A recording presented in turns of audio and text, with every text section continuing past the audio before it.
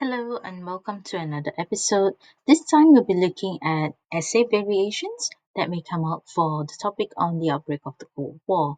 Previously, we looked at some questions such as this one about the Truman Doctrine as well as this other one about Soviet expansion in Europe. We also looked at the variation from the 2020 O-level paper. In this episode, we are exploring variations of Cold War questions, not just about the outbreak, but also why certain events or policies happened.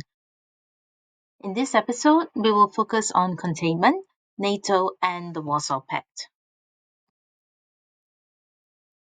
When we talk about containment, we are referring to the US policy of stopping the spread of communism beyond where it had already existed at that point. So instead of attacking the Soviets directly, the United States aimed to limit Soviet influence politically, economically, and militarily. On the political front, the Truman Doctrine committed the United States to supporting countries under threat from communism, starting with Greece and Turkey. On the economic front, the Marshall Plan helped to rebuild Western Europe, making communism less appealing. You might know that it was even offered to all European countries, including those in the Soviet sphere. This shows that the US aimed to contain communism by strengthening economies before they could fall under Soviet influence. Not through direct confrontation, but by offering an alternative path to recovery.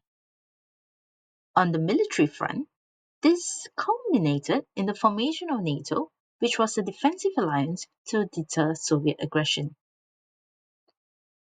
Now let's take a closer look at NATO itself. After the Berlin blockade, many Western countries feared Soviet expansion. NATO reassured them that the US would defend Europe if the Soviets attacked. It also gave containment a military edge, uniting capitalist democracies into one defensive bloc. Finally, it showed that the US was serious about its leadership of the Western world and would no longer return to isolationism. But the Soviets viewed NATO's creation, especially the rearmament of West Germany, as a major threat. Their response came in 1955 with the formation of the Warsaw Pact. On the surface, it looked like a defensive alliance. In reality, it tightened Soviet control over Eastern Europe and allowed Moscow to intervene in satellite states, like in Hungary in 1956.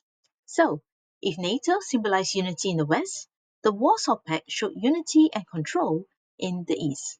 We've come to the end of this episode where we have covered reasons for containment, NATO, and the Warsaw Pact.